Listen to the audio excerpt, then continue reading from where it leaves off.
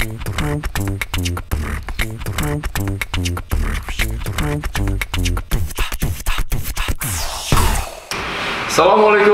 warahmatullahi wabarakatuh. Sekali lagi Aviamen dimanapun Anda berada, selamat datang di channel kami pada saat ini. Tapi mohon maaf, sesuai dengan janji jam 1 seharusnya kami sudah mulai dari tadi. Tapi mohon maaf, agak terlambat. Dan kali ini kita akan membicarakan tentang kejadian accident di Pokhara Airport di Nepal tanggal 15 Januari yang lalu yang menewaskan seluruh penumpang dan kru. Total 68 tambah 4 sekitar 72 orang kalau nggak salah yang meninggal. Dan telah hadir di studio kami 2 orang pakar pengamat tentang penerbangan. Pasti teman-teman sudah kenal semuanya, yaitu salah satunya adalah Bapak Alvin Lee. Selamat siang Pak Alvin. Wah, ini suatu kehormatan buat saya bisa langsung datang kemarin. Dan satu lagi, Mas Bahar. Terima kasih ya. Terima kasih. Udah datang kemarin. Ketemu lagi kita setelah kita syuting tentang Pakistan International Airlines, tentang Tenerife. Kali ini kita bicara masalah Pokhara Airport. Seperti yang kita ketahui, kejadian tanggal 15 Januari ini yang menewaskan seluruh penumpang dan kru. Nah, kita akan membahas, bukan berarti kita membahas menyalahkan, menuduh personalnya atau perusahaannya, tapi kita mempunyai asumsi atau analisa. Setiap orang, katakanlah 10 orang pilot, 10 orang pengamat selamat dari pihak KNKT Nepal belum menyatakan kejadian ini karena apa? Kita tidak bisa mengatakan yang sebenarnya seperti itu. Ya, kita hanya sekedar berasumsi saja, menganalisa saja. Siapa tahu analisa kita ini benar. Dan juga untuk adik-adik kita yang masih terbang, kalau memang kesalahan ini adalah kesalahan dari human atau human error, semoga tidak terjadi lagi hal seperti itu. Sekarang kita mulai dari Pak Alvin dulu deh, atau Mas Bahar dulu. Mas Bahar, kira-kira asumsi Anda seperti apa, kronologisnya bagaimana, dari aspek apa yang mau disampaikan, nanti saya menyusul. Siap. Izin Pak Alvin. Jadi izinkan saya menceritakan tentang kronologis apa yang terjadi dengan flight ini. Yeti Flight 691 itu berangkat dari KTM atau Kathmandu menuju Pokhara. Pokhara ya. Dan ini kejadian yang sangat luar biasa karena menarik untuk kita bahas rame-rame. Karena kenapa? Ini juga karena menjelang final dia ada masalah gitu. Saya ceritakan dulu awalnya. Take off dari Pokhara kira-kira dari Kathmandu kira-kira jam 10.32 local time. Take off, tidak ada masalah, naik 10.000 feet dan menuju ke Pokhara dengan membawa penumpang 63 untuk dewasanya, bawa child 3 dan bawa bayi juga 3. Totally pax adalah 68 dengan 2 kru di cabin dan 2 kru untuk cockpit. Nah, ini ceritanya di yang terbang adalah namanya Anju Katiwada. Sebenarnya beliau ini adalah seorang wanita pilot yang lagi dicek untuk menjadi captaincy. Nah, jadi captaincy dicek oleh Kapten Kamal Kate. Umurnya nih si Kapten Kamal ini adalah 60, ya. Sedangkan Katiwada sendiri berumur 44 tahun. So far gak ada masalah, cuman pagi-paginya dia take off. Pertama kali dia ambil leg dari Kathmandu juga ke Pokhara juga. Pagi-paginya terbang. Penerbangan ini cukup ramai ya. Sehari itu 28 penerbangan dari Kathmandu menuju Pokhara gitu. Cukup ramai. ramai. Nah, beliaunya ngambil pagi nih. Sambil dia dicek, dia klaim ke kurang lebih 10.000. Mestinya estimate-nya di Pokaro itu adalah di 10.53, tapi ada accident di 10.50. 3 menit lagi menjelang landing. That's 3 minutes only. Kira-kira seperti itu. Penerbangan ini cuma 22 menit sih ya, 22 menit dengan jarak 90 nautical mile gitu ya. Yang saya juga bertanya, kan ini ceritanya bandara New International Airport di Pokaro ini ada bandara sebelumnya di depannya, di ujung Wantu gitu. Nah, munculnya pesawat ini kenapa muncul dari utara? Ya, saya cari datanya kenapa muncul dari utara. Sepertinya memang dia lari ke VOR-nya Pasar Kilo ya, untuk mencari bandara ini. Padahal sebenarnya cuacanya sangat clear, angin gak ada masalah so far, tapi dia muncul dari arah sana gitu. Ya, ketika dia turning left, jadi awalnya sih ATC itu memplanning untuk landing di runway 30 seperti itu. Kenapa 30? Mostly flight dari Kathmandu semuanya 30. Hanya 3 hari yang lalu, sebelum tanggal 15 baru tanggal 12, ada pesawat satu yang masuk ke 30, dan itu jarang banget 30-nya gitu. Wantu. Oh maaf, Wantu ya, jarang banget. Nggak ada masalah sih. Nanti bisa saya coba jelaskan dari sisi pilot. Oke, lanjut. Ya, seperti itu. Ketika dia turning left, tidak ada masalah. Nah, data yang kita lihat di media sangat sedikit, tetapi ada foto yang kira-kira pas juga nggak sengaja mengambil fotonya, dan di situ kita kaget juga. Begitu dia turn left gitu ya, banking left, dan itu too much gitu ya, dan nus agak naik. Posisinya adalah landingnya sudah down, berarti sudah memang persiapan untuk landing configuration seperti itu kira-kira. Nah, ada pengamat satu lagi karena ada penumpang yang shoot dari jendela, dan itu menurut si kapten sana, orang sana, dia bilang ini sudah kelihatan bahwa flap sudah masuk 15 ya, walaupun bukan flap untuk landing, karena landing itu konon katanya harus masuk 30. Betul ya, seperti itu kira-kira. Nah, mari kita lihat dengan data apa yang saya sampaikan seperti ini, dengan kondisi cuaca bagus, semuanya bagus, dan juga tidak ada informasi tentang pilot seperti apa. Yang jelas posisi cek untuk menjadi kapten si Anju. Ya. Anju. Ya, si Anju gitu. Jadi kira-kira seperti itu. Nah, ini yang saya bilang tadi. Kira-kira seperti itu. Jadi tinggal 1,2 mile lah kira-kira final. Seperti itu ya kira-kira final untuk itu ya. Dan tidak ada informasi seperti apa. Kalau kita ngeliat pesawatnya 15 tahun, 6 bulan, masih cukup bagus. Super oke. Itu masih sangat, umurnya masih kreatif, sangat bagus. Jadi, nah, mari kita lihat satu-satu. Informasi tentang, ada yang mengatakan bahwa ini ada flight control, ada yang mengatakan mungkin ada fatigue, ya ada seperti itulah. Kita nggak tahu sih karena belum terbuka. Yang jelas kita bersyukur adalah satu, ketika kejadian tanggal 15 pagi, tanggal 16 sore udah ketemu yang namanya CVR dan FDR-nya, sehingga kita menunggu dari sana. Bahkan tim yang dari Prancis pun udah turun, DEE udah turun, gitu. Ditemani oleh 6 orang yang dibentuk oleh pemerintah sana untuk melanjutkan investigasi. Oke, saya rasa ya, cukup untuk pembukanya. Demikian dulu, kita lanjut dengan Pak Alvin. Apa yang bisa disampaikan oleh Pak Alvin? Nanti setelah itu kita sambung dari sisi kepilotan dari saya. Baik, saya melengkapi apa yang sudah disampaikan Pak Bahar ya. Jadi dalam menganalisa suatu insiden, saya mencari informasi yang tersedia. Saya selengkap mungkin. Yang ada apa dari sana saya analisa. Sebab kalau saya menganalisis tanpa berbasis informasi, nanti kita jadinya debat kusir.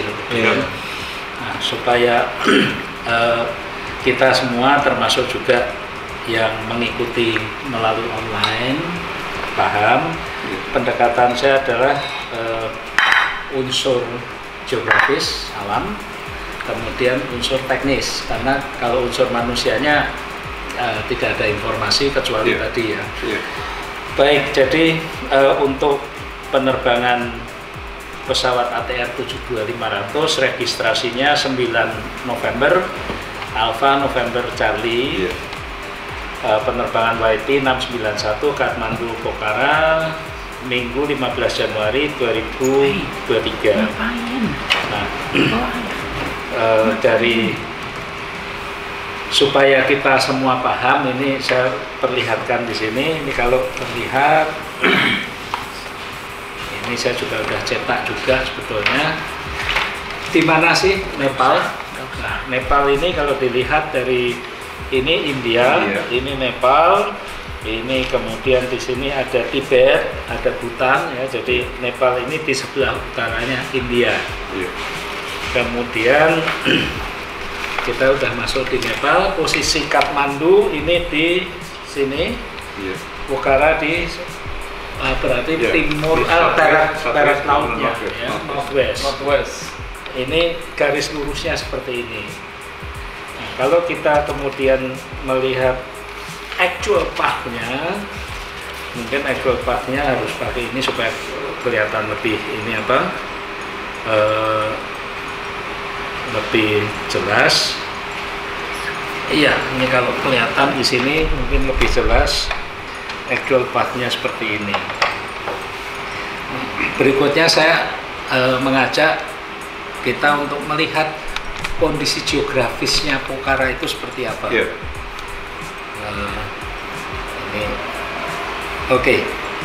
Pokhara ini geografisnya seperti ini. Jadi dia lembah dikelilingi oleh gunung-gunung. Jadi aksesnya ini juga manuver tidak bisa terlalu tidak bebas ya, ada batasan-batasannya. Kalau manuver untuk pesawat kecil mungkin masih boleh. Ya, tapi kalau untuk pesawat besar, jet berat ini. Berat. Ya. Nah, di sini kelihatan ini ada runway-nya. Ini adalah runway bandara yang baru. Ya. Kemudian saya mengajak kita untuk melihat ini. Ini ada 2 bandara di Pokhara. Ini yang baru, ini runway-nya panjang ya, di sini ya. Kemudian yang lama ini di sini, sehingga kalau terjadi kesalahan bandara itu agak kecil kemungkinan karena runway direction-nya ini beda, walaupun jaraknya dekat. Dan cuaca clear sekali, dari jauh sudah bisa lihat 2 landasan itu pasti. Iya, mestinya ya kalau kita lihat dari video itu ya. Ini beda dari di Tabing, Padang. Tabing dengan Minangkabau Internasional itu jaraknya dekat dan runway direction-nya sejajar. Jadi resiko kesalahan itu lebih besar daripada lebih besar, betul. Karena ini runway direction-nya berbeda. Nah, berikutnya saya akan mengajak untuk melihat data ini ini Pokhara region tadi. Ini gimana? Nah, lagi satu. Di sini saya mengajak kita melihat data kecepatan dan ketinggian pesawat yang terekam di ADS-B-nya. Ini nampak tidak normal di sini. Ini kita lihat di sini, saya coba besarkan. Yang kuning ini adalah speed, yang biru ini adalah altitude. Ini naik turunnya nggak normal, nggak wajar. Ekstrim ini dalam hitungan detik bisa berubahnya seperti ini. Dan kalau diperlukan, ini saya juga punya datanya dalam angka. Jadi ini tadi kan grafisnya, ini angkanya detik per detik kelihatan sekali. Di sini kelihatan speed ini hanya tinggal 5 knot. Ini nggak mungkin ya. Dari 5 kemudian menjadi 120, kembali ke 5 lagi, ini naik turunnya ekstrim sekali. Kemudian altitude juga mencapai 100.000, kemudian turun ke 12.000, naik lagi ke 99.000. Jadi saya khawatir apa yang terjadi ini adalah ada ketidakberesan dalam data instrumen navigasinya. Nah, pertanyaannya, boleh saya potong sedikit ya? Kalau memang sudah ada kerusakan seperti itu, kenapa dipaksakan terbang? Itu Saya juga cek riwayat dari pesawat ini 9 November ANC ini. Data penerbangannya ini bahkan saya telusur sampai dengan 1 November yang lalu, jadi udah 2 bulan lebih. Ini datanya seperti itu semua. Jadi speednya naik turun, unreliable, altitude juga demikian. Ketika hal ini terjadi, sebagai seorang pilot tentunya kita kehilangan kepercayaan pada instrumen yang ada di kokpit. Dan itu sangat berbahaya ketika kita terbang, kita tidak percaya pada alat yang kita gunakan. Berarti ya kita terbang pakai judgement saja, visual dan judgement dan feeling jadinya. Iya. Dan pada saat-saat kritis, kita pilot tidak mendapatkan informasi kritikal untuk membuat keputusan. Saya juga perhatikan safety record di Nepal sejak tahun 2000 sampai hari ini sudah ada 21 kali kecelakaan fatal di sana. Dan itu tentunya menjadi perhatian kita,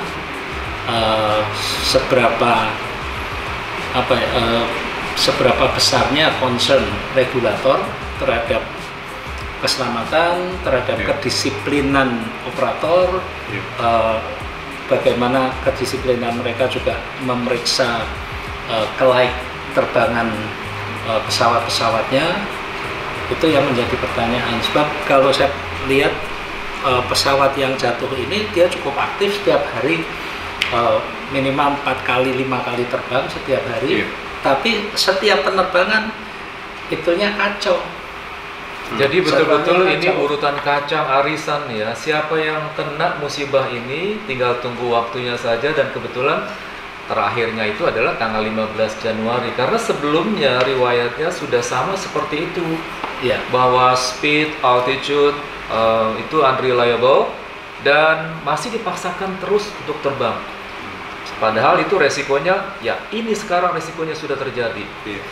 Jadi Mas Bahar tadi waktu lagi diawali dengan ini saya tunjukkan ya. Ini grafik untuk tanggal 1 November juga. Speed dan altitude-nya udah kacau begini saja 3 bulan lalu itu ya. Dan setiap kecelakaan itu kan tidak pernah single factor ya. Betul sekali. Tapi sangat betul sekali. Berantai, satu betul. masalah ditambah, ujung-ujungnya kecelakaan. Betul. Nah, seperti ini adalah pengabaian. Ini sudah ada yang tidak beres, tapi diabaikan. Ya ujung-ujungnya celaka. Kalau saya katakan sebuah kecelakaan itu terjadi adanya lebih dari 3 malfunction, 3 kerusakan, 3 kelainan, itu baru bisa menjadi sebuah kecelakaan fatal. Salah satunya adalah instrument error seperti itu dipaksakan terbang. Sebenarnya masih oke-oke saja. Buktinya apa? Beberapa bulan terakhir kok mereka aman-aman saja, selamat, nggak ada masalah. Tapi perlu saya tambahkan di sini bahwa semua kapten yang dari Nepal atau di Nepal untuk terbang in command, mereka harus melalui satu tahapan, yaitu route check. Route check itu mungkin bagi beberapa netizen yang belum mengetahui adalah sebuah route A ke B itu dicek oleh instrukturnya. Kalau seandainya dia lolos, bagus, technical knowledge-nya, technical handling-nya, cuacanya, pesawatnya, kondisi semua bagus, maka no problem, dia akan lulus untuk next-nya, dia bisa terbang lagi bersama co-pilot. Dan perlu netizen juga ketahui bahwa si Anju atau Onju namanya ya? Anju ya? Dia itu adalah seorang istri dari pilot dari Yeti Airlines juga, bernama Randik atau Sanjib, yang meninggal karena crash pada saat itu co-pilot Twin Otter di salah satu airport di Nepal juga. Dan itu kejadian 16 tahun yang lalu. Dengar bahwa sang suami mendapatkan asuransi kecelakaan, lalu oleh sang istri Katanya juga dipakai buat sekolah jadi pilot. Walaupun sudah dikasih tahu jangan sekolah pilot, tapi tetap bersikeras kepengen jadi pilot. Jadilah pilot akhirnya. Pada saat dia mencapai ranking captain, harus melalui route check kan tadi. Nah, pada saat lagi mau landing di Pokhara runway 30, ini feeling saya sebagai pilot ya. Sang instruktur mengatakan jangan pakai runway 30, kita pakai runway 12. Karena apa? Runway 30 kan gampang sekali, tinggal langsung final approach runway 30 landing, nggak ada masalah. Dan semua instruktur itu kepingin sang calon captain tadi dikasih exercise yang sulit. Exercise sulit itu apa? Masuk downwind. Oke, misalnya contohnya ini adalah runway. Oke, katakanlah ini runway.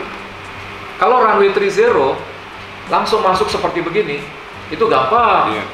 Maka dari itu instrukturnya bilang kita pakai runway 12. Pakai runway 12, dia masuk ke runway 12 di sini, masuk downwind. Ini feeling saya nih sebelum terbukti kesalahannya karena apa, masuklah dia ke base leg. Pada saat base leg, mungkin sebagian orang mengatakan, oh runway-nya di sana. Ternyata, oh bukan, runway di sini. Akhirnya apa? Akhirnya dia bank terlalu steep. Katakanlah ini runway. Pada saat dia masuk di final, dia banknya terlalu steep seperti begini. Istilah kami bukan hal yang baru, tapi mohon maaf untuk netizen, untuk aviamen, ini bukan kata-kata kotor ya. Saya ulangi, bukan kata-kata kotor.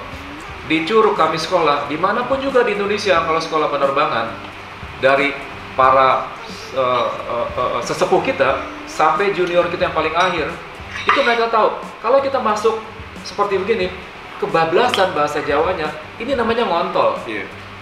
Kalau kita terlalu masuk, itu namanya nempik.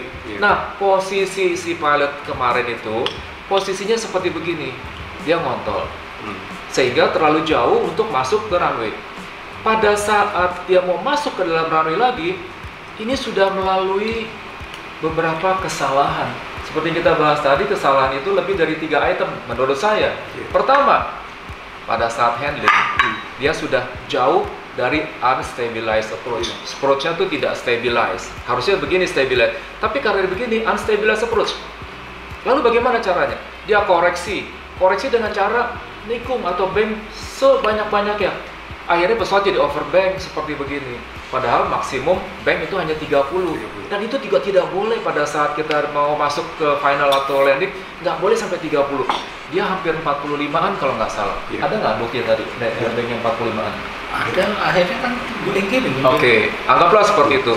Masuk bank 45 derajat, karena runway-nya sudah terlalu dekat, kalau speed-nya tinggi, maka akan jauh radiusnya. Untuk masuk ke runway-nya ini nggak akan mungkin. Dikurangilah speed-nya. Pada saat speed dikurangi, flaps baru 15, yang harusnya di final itu flaps 30, dia belum sampai 30, masih di 15 flapsnya. Otomatis apa? Karena banknya terlalu steep, flapsnya baru 15, sehingga stalling speednya menjadi tinggi. Makanya terlihat karena mungkin dia kerendahan, nose-nya sedikit diangkat. Nose-nya sedikit diangkat, banknya terlalu banyak, speednya rendah, jatuhlah pesawat. Nah, ini adalah analisa saya yang pertama. Oke, kita lanjutkan lagi dengan Mas Bahar. Silakan dilanjut lagi.